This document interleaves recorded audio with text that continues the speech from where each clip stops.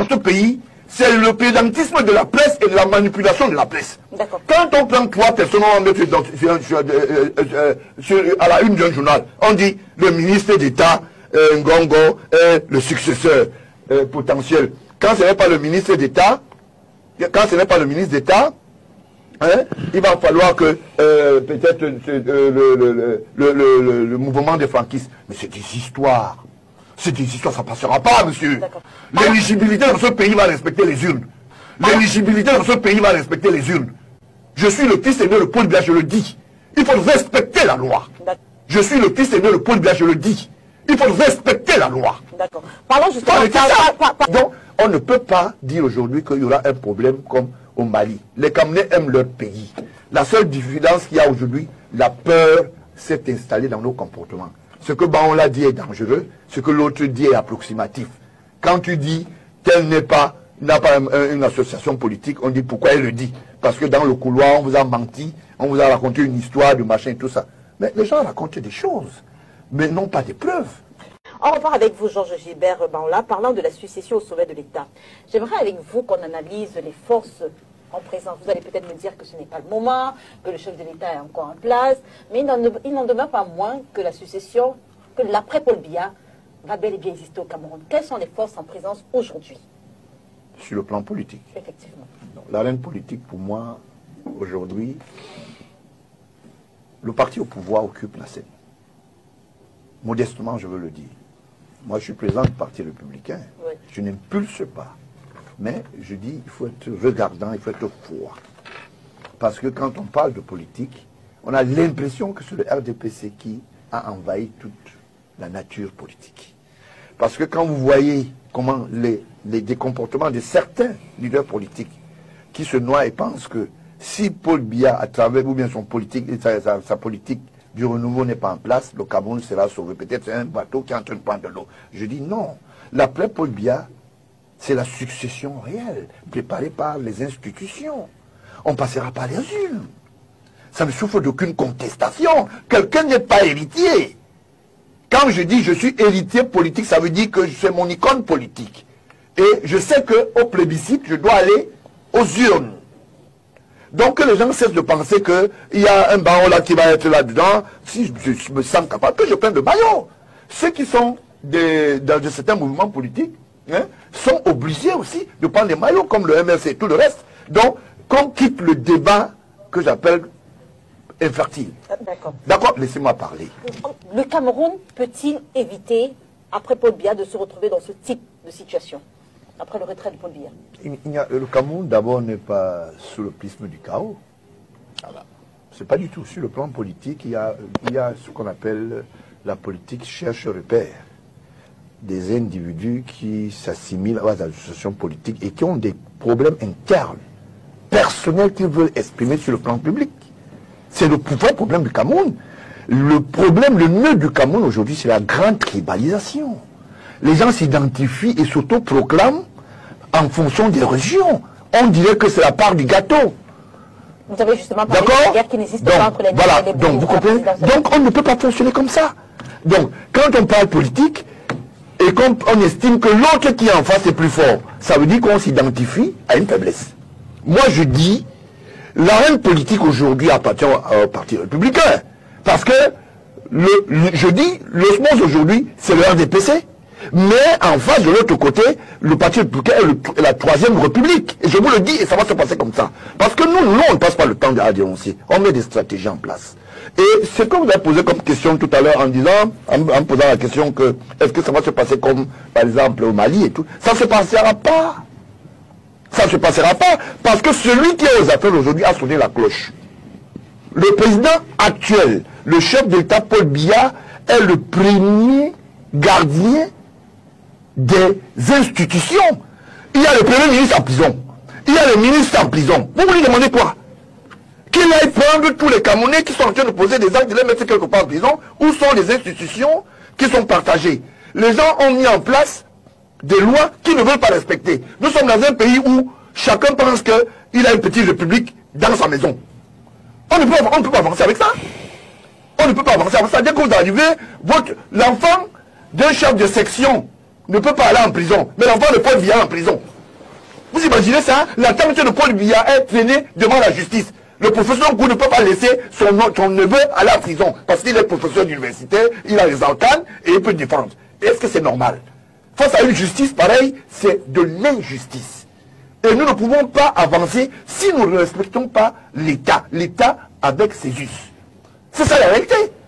Nous ne pouvons pas fonctionner comme ça. Madame, donc, nous ne pouvons pas continuer. Léna, comme tantôt je vous l'ai dit, que nous puissions avoir toujours un regard perdant pour dire les autres ont pris. Moi, je mets quiconque en défi. Je suis le seul Camerounais qui a dénoncé s'il y a dans le gouvernement de Paul Biya, président de la République, s'il a fait 20 gouvernements, j'ai dénoncé 19 ministres dans ces gouvernements. Vous pensez que je suis plus fort? C'est parce que je suis astucieux. Je me suis allumé. Voilà ma vieille carte de presse. Je suis venu aujourd'hui. J'ai 37 ans dans ce métier. 37 ans. Je suis de la Fédération internationale des journalistes. Je suis le Reporters sans frontières. Avant que vous les jeunes vous l'arrivez. Moi, j'ai accepté à en prison. Parce que j'ai estimé que ce n'était pas juste. Nous étions les premiers, plusieurs et moi, à publier les facsimilés dans ce pays. Aujourd'hui, vous arrivez avec une nouvelle marque. Il faut prendre de l'argent pour aller faire une publication. Il faut dire bonjour à tel. La presse a pris un coup. Le messager aujourd'hui a pris un coup. Nouvelle expression et tout ça. C'est vrai qu'on ne peut pas me dire le contraire. D'accord? Ici, dans ce pays, c'est le pédantisme de la presse et de la manipulation de la presse. Quand on prend 3 personnes, on met à la une d'un journal, on dit le ministre d'État, Ngongo, est le successeur potentiel. Quand ce n'est pas le ministre d'État, hein, il va falloir que peut-être le mouvement des franquistes. Mais c'est des histoires. C'est des histoires, ça ne passera pas, monsieur. L'éligibilité dans ce pays va respecter les urnes. L'éligibilité dans ce pays va respecter les urnes. Je suis le fils aîné de Paul Biya, je le dis. Il faut respecter la loi. Je suis le fils aîné de Paul Biya, je le dis. Il faut respecter la loi. D'accord. Parlons justement Donc, on ne peut pas dire aujourd'hui qu'il y aura un problème comme au Mali. Les Camerounais aiment leur pays. La seule différence qu'il y a aujourd'hui, la peur s'est installée dans nos comportements. Ce que on l'a dit est dangereux, ce que l'autre dit est approximatif. Quand tu dis qu'elle n'a pas une association politique, on dit pourquoi elle le dit. Parce que dans le couloir, on vous a menti, on vous a raconté une histoire de machin et tout ça. Mais les gens racontent des choses, mais non pas des preuves. Dans la valeureuse télévision Canal 2, le ministre du Travail avait dit « Je n'ai pas de maison, je n'ai pas de titre foncier. » En maintenant sorti d'ici, je vais te faire une photocopie, tu vas aller lui donner. À Douala. À Douala. Je vais lire in extenso les documents et voilà même, je ne sais pas, filmer l'endroit. Pourquoi vous avez des photos de cet endroit? Mais c'est parce que c'est pas particulièrement, parce que c'est Grégoire Ona, c'est Grégory Peck, le western du RDPC. Voilà. Nous ne pouvons pas fonctionner comme ça. Vous allez me mettre en difficulté avec le ministre Grégoire Ona. Non, s'il peut venir à la radio, il n'a qu'à venir. Je suis prêt pour un débat qu'on échange, mais s'ils ne viennent pas, s'ils viennent avec les survêtements, je viens en short. S'ils ne s'ennuient pas, je suis pas chiche aussi. Hein. Voilà, chers téléspectateurs, le secrétaire général Nkouete, voilà votre adjoint. Il raconte n'importe. Quand on trouve des gros menteurs qui viennent écumer vos studios. Un peu de considération pour le ministre. Je suis désolé. C'est vrai que les documents. Lui, il avait eu la considération vis-à-vis du fils de l'État aussi. Les documents. Quand il allait dire. Voilà. Nous sommes dans un studio. Vous voulez que je sois un peu plus poli? D'accord, je suis plus poli avec lui parce que nous ne sommes pas de la même. On n'a pas la même éducation. Merci de nous comprendre. D'accord, je vous comprends. Alors, voilà 2 personnes qui donnent des leçons aux gens. Si vous suivez ce monsieur dans les studios, vous ne pouvez pas imaginer qu'il est un ancien mangeur de la Tchéké. La Tchéké, c'est du côté du Sénégal. Par rapport à certaines missions qui étaient liées à l'équipe nationale. Parfois, clandestinement, l'ancien directeur de publication, Grégoire Ona, se retrouvait en termes de couverture là-bas. Ah, vraiment le Cameroun. Vous allez nous voir. Je dis souvent, paix à son âme, tu m'as laissé un travail. Hein? Je vais y arriver. Bon, pour dire que qui a les bandits à col blanc. Dixit. le président national du RDPC pendant une assise. Tous dans le RDPC sont des bandits à col blanc? Non, je dis, je sais qu'il y a des bandits à col blanc. C'est pas moi qui l'avais dit. C'est ce qui fait que du RDPC une salissure? Non, mais c'est une des salissures. Vous pensez que c'est très beau de dire qu'un président national vient dire, mais je sais que vous êtes, il y a parmi vous des gens qui ne respectent pas chronologiquement la politique. C'est normal. C'est normal. Et ce sont ces armoiries qui me permettent aujourd'hui d'établir qu'ils n'aiment pas la salissure. Et c'est une raison suffisante pour l'en Elle extirper. est assez suffisante. Pour l'en extirper. Elle est assez suffisante parce que quand vous avez un secrétaire général qui, pendant des officines du parti au palais de congrès, peut vous ramener la politique externe à l'interne. 2 expatriés pour venir intervenir dans la chambre, je vous l'ai dit, institutionnelle du parti. À l'époque, le ministre Sadi l'avait fait. C'était au palais de congrès. Moi, je ne rentre pas là-bas. Non, laissez-moi parler. Moi, je ne rentre pas là-bas. Laissez-moi parler. Moi, je voudrais savoir en quoi le RDPC est une salissure. C'est ce qui m'intéresse. Affrontez ce que je vous dis, parce que c'est vous qui me posez des questions. Parce qu'en fait, quand vous parlez de 2 expatriés, si vous m'avez donné les noms des expatriés, ça aurait été plus simple. Non, pas du tout.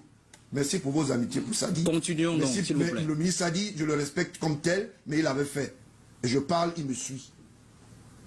Donc il est le propre témoin de ces astres. C'est la deuxième raison suffisante. Elle est suffisante. Pour l'en extirper. Alors, la troisième chose, les effets que vive le parti au niveau de la jeunesse.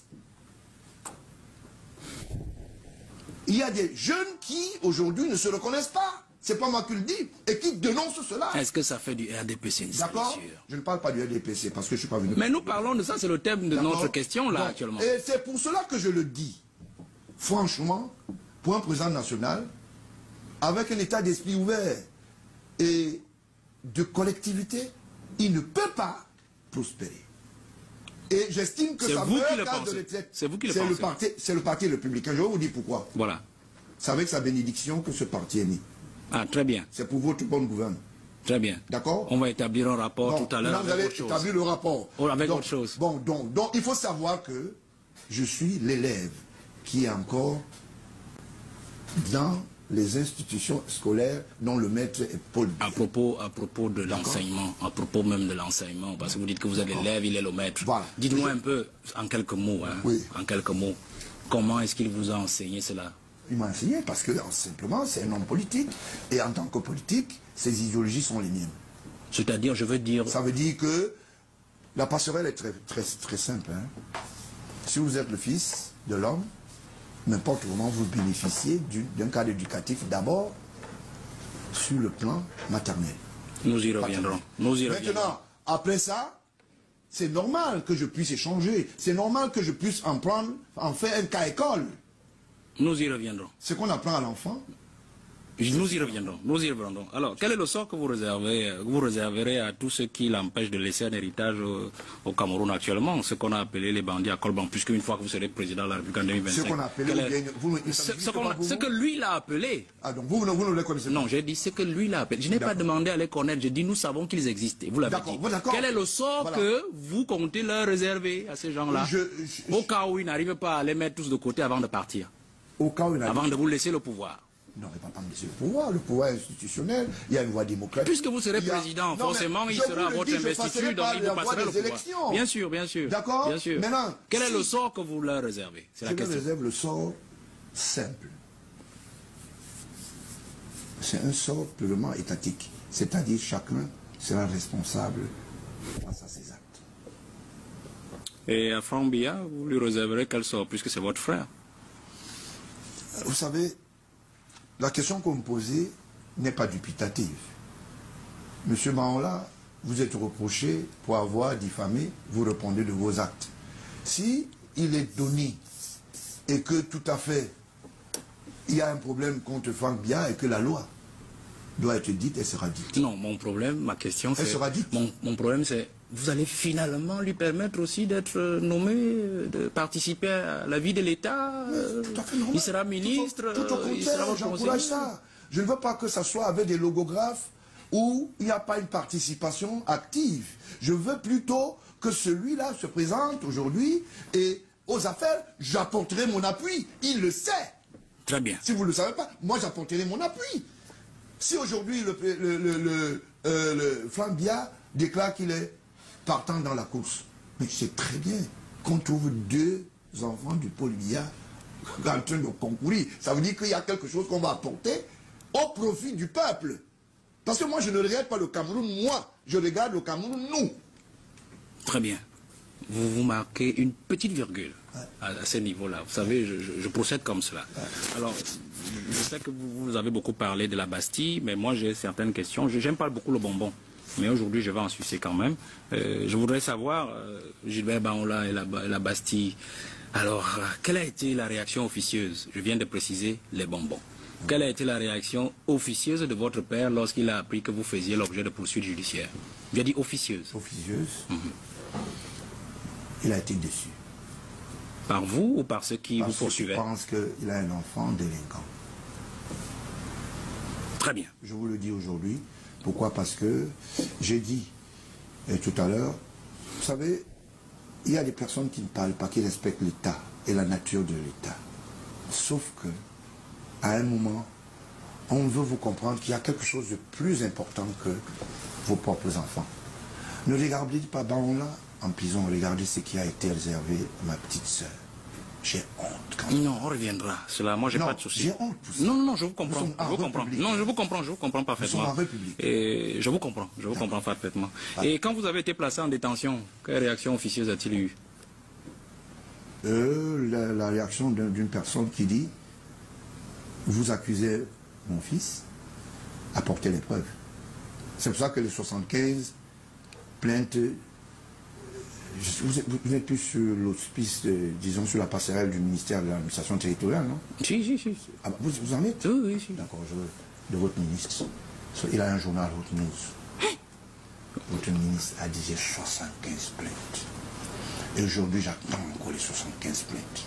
Ouais, l'actuel ministre... Cette publication de Haute News, ce n'est pas le MINAT. Non, il dit que le ministre de l'administration territoriale actuel a déclaré dans ce journal. Il est très précis. Oui, je suis précis. Non, il dit exactement ceci. Le journal a déclaré que, et comme c'est le ministre de l'administration territoriale, le patron, c'est lui qui endosse la responsabilité, c'est ce qui a été déclaré. Et moi, je dis que le directeur de ce journal, ce n'est pas le ministre. Je suis désolé. Non, monsieur Gilbert Baonla est clair. Je suis clair dans ce que Il dit le ministre de l'administration territoriale actuel a déclaré dans Haute News qu'il détenait 75 plaintes contre eux. C'est ce qu'il dit. Je l'assume. Il assume. Je dis, je l'assume. Non, mais dites-nous. Je l'assume, je vais vous dire pourquoi. Dites-nous la forme. D'accord, ok, on peut tout. Si on trouve madame qui est questeur financier dans le journal, bon, peut-être c'était parce qu'elle est très proche du directeur de publication. Bon, on peut en passer. En tout cas, faisons comme si monsieur Tonga n'existait pas. L'affaire là, c'est entre vous. Je ne comprends pas. C'est tout. Pourquoi il n'a rien à faire dans nos choses? Non, mais je veux connaître la Alors, il n'a rien à faire dans nos choses. Alors, vous voyez que le même monsieur qui déclare que vous avez 75 plaintes, enfin, il y a 75 plaintes dans le journal. Dans ce journal-là, il est toujours ministre de Paul Biya et de l'administration territoriale. Non, il n'est pas ministre de Paul Biya. C'est l'actuel ou le Non, il n'est pas précédent? ministre de Paul Biya. Il a dit ministre de Il est l'administration territoriale. ministre de la nation camerounaise. Ah. Maintenant, entre Paul Biya, l'exécutif, et lui, c'est deux choses. D'accord? Alors, supposons que Rodrigue Tongue dise que c'est 75, ça a été déclaré dans un journal. Et que ce journal bénéficie du parrainage du ministre de votre ministre de l'administration territoriale. Quand je suis arrivé tout à l'heure là, je l'ai jamais dit. Non, il n'a pas parlé, il n'existe pas dans le débat. Continuons. Je n'ai pas dit lui. Président, continuons, mais... Je suis là devant vous. Vous supposez alors que je suis là. Je suis supposant. D'accord? Donc, alors, comme il est le ministre de Paul Biya, il a deux indicateurs. Ça veut dire que quand il pose un acte, il a le droit de poser un certain nombre d'actes. Par exemple, je l'ai dénoncé dans mon journal à l'époque. Là, Thierry était dans mon journal. Vous l'appelez la rédaction, hein? Là où je parle l'enfer qu'en poste. Vous vous rappelez, non, Thierry? Vous ne le prenez plus? Non, mais la discussion, c'est avec Valère. Bon, ok, d'accord, il ne veut pas répondre parce qu'il sait qu'il était. Bon, j'ai dénoncé M. Atangandji prédateur. Bon, Et avec des preuves. il a même fait la prison dans le temps. Non, mais il en a fait. Il a fait Nobel. Ah bon? Il a fait Nobel, il a fait la prison dans le temps, je crois. Bon, Vous avez son mandat. Oui, je crois. Non, vous n'êtes pas dans le débat. Non, Vous n'êtes pas dans le ça débat. va, si Vous vous n'êtes voyez, pas dans le débat. ne C'est réglez un pas, peu attendez, moi. s'il vous plaît. Lui, il maîtrise un dossier et moi, je veux absolument qu'il m'éclaire sur le dossier. S'il vous plaît, ne réglez pas. On ne règle rien du tout. Ne réglez pas. On a ouvert une fenêtre et moi j'interroge. Non, monsieur Tonguet. S'il vous plaît. Monsieur Tonguet, Oui, mais. vous n'êtes pas dans cette S'il vous affaire. plaît, ben oui, ben je voudrais faire quelques précisions. Ce n'est pas une tribune pour régler vos comptes. Personne n'a de compte à régler à personne. C'est pas possible. Monsieur Tonguet. Monsieur Tonguet, finalement, Valère Bessala. c'est pas moi qui dis que M. Atangandi a déclaré avoir ou connaître 75 plaintes contre M. Bangola. Oui, je vous suis. Mais il faut qu'on verse à ce dossier. Je n'ai aucun compte Il faut qu'on à régler, ni lui non plus, je crois. S'il vous plaît. Pas du tout. Ça ne va pas m'empêcher de parler. Vous savez que je suis déterminé. Allez-y, monsieur Voilà. Tonguet. Il faut verser à ce dossier que vous êtes en bisbille avec votre hiérarchie. Aucune. Donc, je le verse. Aucune. Et il faudrait donc que les Aucune. Est-ce que vous aussi vous pouvez apporter la preuve? téléspectateurs qui nous regardent sachent que Valère Bessala qui parle du ministre de l'administration territoriale Oui. est en bisbille avec Aucune. Voilà. le ministre de l'administration territoriale. Aucune Nous bisbille. suivons donc. Aucune bisbille. Aucune Non, bisbille. je vais Aucune parler plus loin. bisbille. Je vais parler plus loin. Aucune bisbille. Je ne l'ai jamais rencontré des visus. Je ne l'ai jamais salué même de la main. On peut poursuivre. On fait comme si vous n'existiez pas. Non, on va continuer. Continuons, parlons de nos affaires. Parlons de nos affaires. Pour parler de nos affaires. Alors, les 75 dossiers-là, est-ce que lui, il a apporté les preuves de cette Il n'a affaire? jamais apporté. Mais pourquoi vous ne lui avez pas porté plainte pour ça? Parce que c'est quand même une déclaration forte d'un Vous ministre. savez, je suis dans les délais. Dans les délais? Dans les délais. C'est pas déjà passé? Les délais de Non, les délais- prescription? les délais de prescription. Donc, Les délais de prescription. vous attendez qu'il ne soit plus ministre pour Non, lui ce n'est rentrer pas de dedans? ça qu'il s'agit. Quand ce n'est pas Issa Choulouma qui est en train de piquer un peu avec les fausses sociétés, BGFT, qui n'ont même pas une illustration administrative, qui ne sont pas reconnus. Et aujourd'hui, j'ai les documents, je suis venu les lire la dernière fois ici. Je peux continuer à les lire, monsieur. On ne peut plus continuer. Et je voulais vous mettre en garde. J'ai suivi mon Baourbidou. J'entends les petits bruits là. Venez fermer la radio. On vous attend. On vous attend. Ici, dans ce pays, c'est le pédantisme de la presse et de la manipulation de la presse. D'accord. Quand on prend 3 personnes, on met à la une d'un journal, on dit le ministre d'État, Ngongo, est le successeur potentiel. Quand ce n'est pas le ministre d'État, hein, il va falloir que peut-être le mouvement des franquistes. Mais c'est des histoires. C'est des histoires, ça ne passera pas, monsieur. L'éligibilité dans ce pays va respecter les urnes. L'éligibilité dans ce pays va respecter les urnes. Je suis le fils aîné de Paul Biya, je le dis. Il faut respecter la loi. Je suis le fils aîné de Paul Biya, je le dis. Il faut respecter la loi. D'accord. Parlons